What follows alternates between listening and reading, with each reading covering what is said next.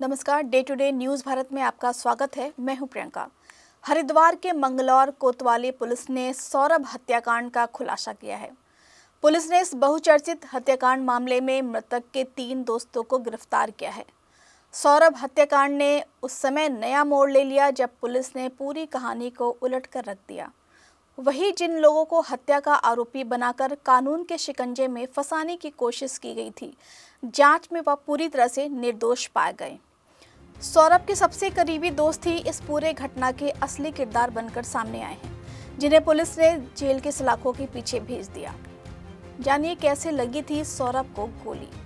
दरअसल 11 जुलाई शनिवार शाम को सौरभ अपने 3 साथियों के साथ पुरानी रंजिश के चलते विरोधियों से भिड़ने की तैयारी में था और उसके पास 12 बोर का तमंचा भी था। बताया गया है कि हथियार को परखने और चलाने के दौरान अचानक से ट्रिगर दब गया और सीधे गोली सौरभ को जा लगी, जिसके बाद घायल सौरभ को अस्पताल ले जाया गया, जहां पर डॉक्टरों ने उसे मृत घोषित कर दिया। वहीं घटना के बाद सौरभ के साथी घबरा गए और गलती छिपाने और पुरानी दुश्मनी का फायदा उठाने के लिए एक खतरनाक साजिश रच डाली। उन्होंने अनुज, रॉबिन और प्रद्युम्न पर हत्या का आरोप लगाते हुए पुलिस को गुमराह करने की कोशिश की। निर्दोष लोग हत्या के मुकदमे में फंस जाएं और असली सच्चाई हमेशा के लिए दफन हो जाए, लेकिन मंगलौर कोतवाली पुलिस ने जल्दबाजी में निष्कर्ष निकालने के बजाय हर पहलुओं पर मामले की वैज्ञानिक तरीके से जांच पड़ताल की।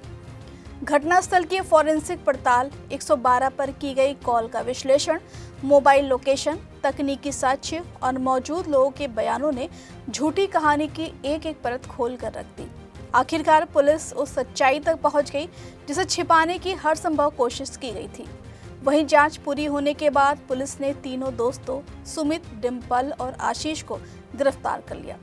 इसी के साथ पुलिस ने आरोपियों की निशानदेही पर घटना में इस्तेमाल 12 बोर का एक तमंचा और खोखा कारतूस भी बरामद कर लिया। वहीं पुलिस की विवेचना में सामने आए तथ्यों के आधार पर हत्या की धारा में संशोधन करते हुए गैर इरादतन हत्या के साथ संबंधित धाराओं में कार्रवाई की, जिसके बाद तीनों आरोपियों को न्यायालय में पेश कर दिया गया। वहीं इस पूरे मामले की घटना का खुलासा एसएसपी हरिद्वार नवनीत सिंह भुल्लर के निर्देशन में पुलिस अधीक्षक ग्रामीण शेखर चंद्र सुयाल, क्षेत्राधिकारी मंगलौर और प्रभारी निरीक्षक भगवान मेहर के नेतृत्व में गठित टीम ने किया। एसपी देहात शेखर चंद्र ने कहा कि दूसरों के लिए गड्ढा खोदने वाले खुद ही उस गड्ढे में दफन हो जाते हैं। पुलिस जांच में एक ऐसा मामला सौरभ हत्याकांड में सामने आया है।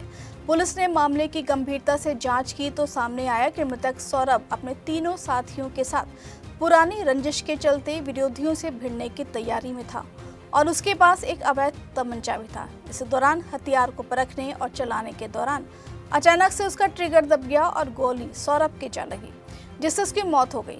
घटना के बाद सौरभ के साथी घबरा गए और अपनी गलती छिपाने के लिए खतरनाक साजिश रच दी।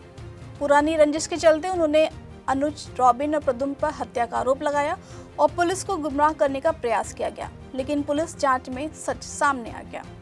इस खबर पर आपको कोई प्रतिक्रिया देनी है तो आप हमारे कमेंट बॉक्स सेक्शन में अपनी प्रतिक्रिया दे सकते हैं। परसों लेट इवनिंग का घटनाक्रम है।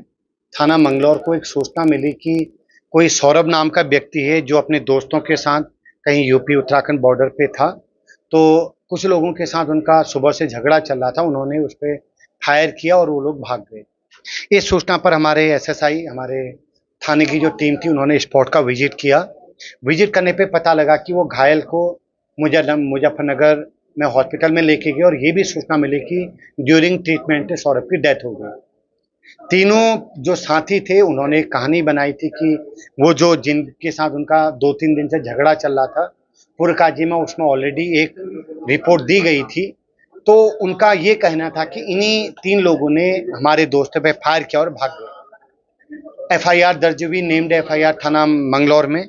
लेकिन जो पीड़ित के घर वाले थे, जो हमारी टीम का ऑब्जर्वेशन था, जो घटनाक्रम वहां पर बताया गया, वो एकदम मिसमैच कर रहा था, क्योंकि वो जो तीनों अभियुक्तों के बारे में बताया गया था, उनकी लोकेशन, उसका एग्जिस्टेंस उस घटनाक्रम में नहीं उस समय प्रतीत हो रहा था।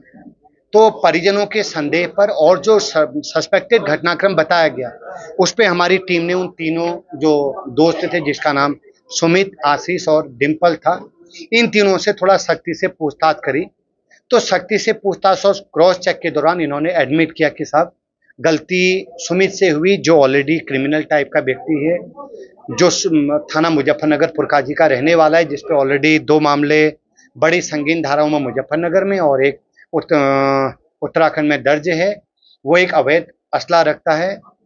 उस असले को लोड अनलोड करते समय इंटेंशनली या नॉन इंटेंशनली उससे फायर हुआ और वो फायर सौरभ को लगा है। चूंकि इनका पहले से रंजिश चली थी तो उन्होंने पूरे घटनाक्रम को डाइवर्ट कर दिया उन 3 लोगों की तरफ जो पिछले 2-3 दिन से जिनके साथ इनका डिस्प्यूट चल रहा था। तो हमारे थाना मंगलौर के हमारे सीओ साहब की एक अच्छी वर्किंग है। उन्होंने डेप्थ पर जा करके सर्विलेंस पे काम करके सीसीटीवी इन सब पे स्टडी करने के बाद फाइनली एक अच्छा केस वर्कआउट किया।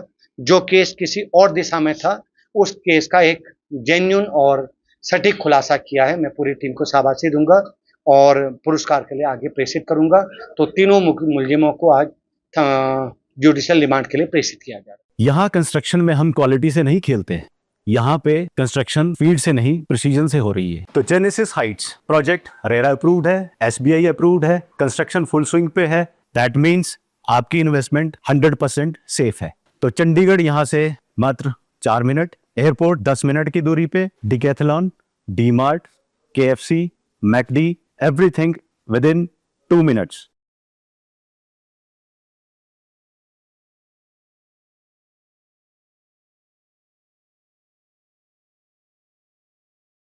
हमारा चैनल आपके साथ वादा करता है निष्पक्षता के साथ पत्रकारिता करेंगे।